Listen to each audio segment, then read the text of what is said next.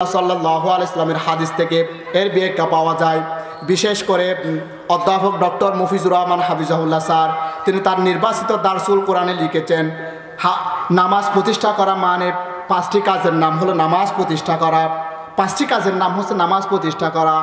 এক নাম্বার হলো নামাজের ফরজ, নামাজের ওয়াজিব, নামাজের সুন্নাহসমূহ যথাযথভাবে এবং নামাজের অন্যান্য আহকাম আরকামসমূহ যথাযথভাবে পালন করার নাম হচ্ছে ইকামতে সলা, নামাজ প্রতিষ্ঠা করা।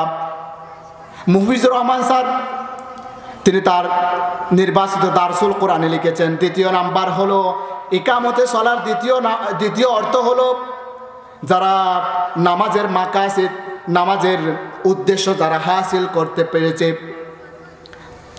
তারাই নামাজকে প্রতিষ্ঠা করতে পেরেছে, তারা নামাজকে কায়েম করতে পেরেছে। এখানে নামাজের মাকাসিদ কিংবা নামাজের উদ্দেশ্য কি আল্লাহ রাব্বুল আলামিন নামাজের উদ্দেশ্য সাথে সাথে বলে দিলেন ওয়া আকিমিস সালাহ ইন্নাস সালাতা তানহা আনিল ফাহশাই ওয়াল মুনকার। আল্লাহ রাব্বুল আলামিন বললেন, বান্দা নামাজ প্রতিষ্ঠা করো, নামাজ কায়েম করো। আমরা আল্লাহকে বললাম, কোরআনকে প্রশ্ন করলাম, আল্লাহ রাব্বুল আলামিন নামাজ কেন প্রতিষ্ঠা করব, আমরা নামাজ কেন কায়েম করব? আল্লাহ কোরআনের মাধ্যমে আমাদেরকে সরাসরি উত্তর দিচ্ছেন, বান্দা নামাজ পড়ব কেন জানো? ইন্নাস সালাতা তানহা আনিল ফাহশাই ওয়াল মুনকার। বান্দা আমার, যখন তুমি নামাজ পড়বা, যখন নামাজ আদায় করবা, তখন তোমার সেই নামাজ তোমাকে পাপাচার থেকে, অশ্লীলতা থেকে, আল্লাহর অবাধ্যমূলক কাজ থেকে তোমাকে বিরত রাখবে। নামাজের ফায়দা, নামাজের উদ্দেশ্য, নামাজের মাকাসিদ হলো যারা নামাজ পড়বে তার সেই নামাজ তাকে খারাপ কাজ থেকে, বেহায়াপনা থেকে, অশ্লীলতা থেকে, যত ধরনের ফাহিশামূলক কাজ আছে সেই সমস্ত কাজ থেকে বিরত রাখবে নামাজ। আজকে আমাদের সমাজে দেখা যায় যারা নামাজ পড়ে লম্বা দাড়ি, মুনাফিকি করে, প্রকাশ্যে মুনাফিকি করে, মুনাফিকের লক্ষণ পাওয়া যায়, মিথ্যা কথা বলে, কোরআনের বিরুদ্ধে কথা বলে। এমন অনেক মানুষ দেখা যায় যারা নামাজ পড়ে আবার মিথ্যা কথা বলে, কোরআনের বিরোধিতা করে, ইসলামী আন্দোলনের বিরোধিতা করে।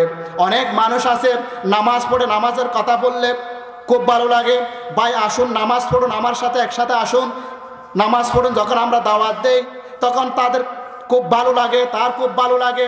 কিন্তু নামাজ প্রতিষ্ঠা হোক সমাজে, এই সেই আল কোরআন কনস্টিটিউশন, প্রেসক্রিপশন, মহাগ্রন্থ আল কোরআন সমাজে, রাষ্ট্রে, পরিবারে, সব ক্ষেত্রে, শিক্ষা প্রতিষ্ঠানে, আন্তর্জাতিক জীবনে, পারিবারিক জীবনে, সামাজিক জীবনে, অর্থনৈতিক জীবনে, আপনার পৌরনৈতিক জীবনে, ভৌগোলিক জীবনে, সমস্ত জীবনে কোরআন চলবে এবং আইন চলবে। তার সংবিধান দিয়েছেন যিনি, তার যখন আমরা এই কথা বলি, যখন আলেমগণ সে কথা বলে, রাজনীতির গন্ধ খোঁজা হয় সেই আওয়াজের মধ্যে, সেই বক্তব্যের মধ্যে রাজনীতির গন্ধ খুঁজে পাওয়া হয় বলে বক্তব্য দেওয়া হয়। অথচ আল্লাহ নবী বললেন, যাদের অন্তরের মধ্যে বিন্দু পরিমাণ ইসলাম প্রতিষ্ঠিত হোক, আল্লাহর দেওয়া কোরআন অনুযায়ী সমাজ চলবে এবং সমাজ যিনি সৃষ্টি করেছেন, রাষ্ট্র যিনি সৃষ্টি করেছেন, যিনি সৃষ্টিকর্তা, যিনি সকল মানুষকে সৃষ্টি করেছেন, একমাত্র হুকুম চলবে, ইনিল হুকমু ইল্লা লিল্লাহ, বিধান চলবে তার, সৃষ্টি করেছেন যিনি, আইন চলবে আল্লাহ রাব্বুল আলামিনের, ওই ব্যক্তির, ওই আল্লাহ যিনি মানুষকে সৃষ্টি করেছেন। কিন্তু যখন সেই আইনের বিরুদ্ধে, সে কোরআনের পক্ষে, যখন কোরআনকে সমাজে প্রতিষ্ঠা করার জন্য যখন বক্তব্য দেওয়া হয়, ইসলামী পন্থীরা, ইসলামের পক্ষে যারা কাজ করে, তারা যখন কোরআনের সাথে তাদের সম্পর্ক গড়ে ওঠে, কোরআনের সাথে সম্পর্ক করে যখন তারা কোরআনের দাওয়াত দেয়, সমাজ চলবে কোরআন অনুযায়ী, এই কথা যখন তারা বলে, তখন কিছু মানুষ এর বিরোধিতা করে, এমনকি যারা নামাজ পড়ে তারাও মুখ বেঁকিয়ে চলে যায়।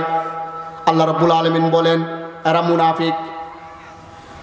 ওই যে ইকামতে সালাতের তৃতীয় নাম্বার অর্থ হলো নামাজের মধ্যে কিছু শিক্ষা রয়েছে, নামাজের মধ্যে শিক্ষা রয়েছে, বৈষম্যের শিক্ষা রয়েছে। নামাজের মধ্যে যারা নামাজের মধ্যে কাতারবদ্ধ হয়ে যায়, এই কাতারের মধ্যে কোনো বিশৃঙ্খলা দেখা দেয় না, সবাই ধনী গরিব এক কাতারে দাঁড়িয়ে নামাজ পড়ে, প্রধানমন্ত্রীর পাশে আবার ভিক্ষুক। এমন সাম্যমূলক সমাজ একমাত্র কোরআন উপহার দিতে পারে। নামাজের মধ্যে অনেক শিক্ষা রয়েছে, নামাজ থেকে অনেক শিক্ষা রয়েছে, যেমন নেতৃত্বের আনুগত্য। ইমাম যখন আল্লাহু আকবার বলে নামাজের তাকবীরে তাহরিমার সাথে নামাজের নিয়ত করে পেলে আর মুত্তাকির কোনো সাধ্য নাই। সেই নামাজে ইমামের উপরে চলে যাওয়া কিংবা ইমামের অগ্রবর্তী হয়ে কথা বলা, অর্থাৎ ইমাম মানে হচ্ছে নেতা। সেই নেতাকে মসজিদে যেভাবে অনুসরণ করতে হয়, আল্লাহ রাব্বুল আলামিন বলেন সেই নামাজ থেকে মুমিন বান্দাদের জন্য তৃতীয় নাম্বার শিক্ষা হলো সেই নামাজ থেকে শিক্ষা নিয়ে সমাজের মধ্যেও যারা কোরআনপন্থী, যারা ইসলামপন্থী, যারা কোরআনকে কায়েম করতে চায়, যারা রাষ্ট্রে কোরআনকে, সমাজে কোরআনকে, পরিবারে কোরআনকে যারা প্রতিষ্ঠা করতে চায়, আল্লাহ রাব্বুল আলামিন বললেন তাদের আনুগত্য সেভাবে করো। তারা যেটা বলবে, কোরআন হাদিস রিসার্চ করে তারা যেটা বলবে সেটা অবশ্যই সত্য। আল্লাহ রাসূল সাল্লাল্লাহু আলাইহি ওয়াসাল্লাম বলেছেন যারা কোরআন দিয়ে কথা বলে, যারা হাদিস দিয়ে সুন্নাহ দিয়ে কথা বলে, তারা অবশ্যই সত্য কথা বলে।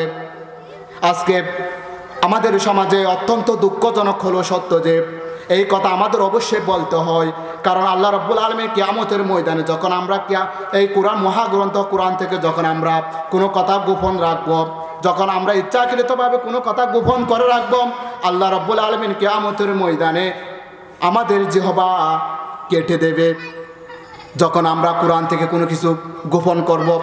এজন্য কোরআন থেকে যদি আমরা আলোচনা করতে যাই, আল্লাহ রাব্বুল আলামিন বললেন সত্য কথা তোমরা প্রচার করো,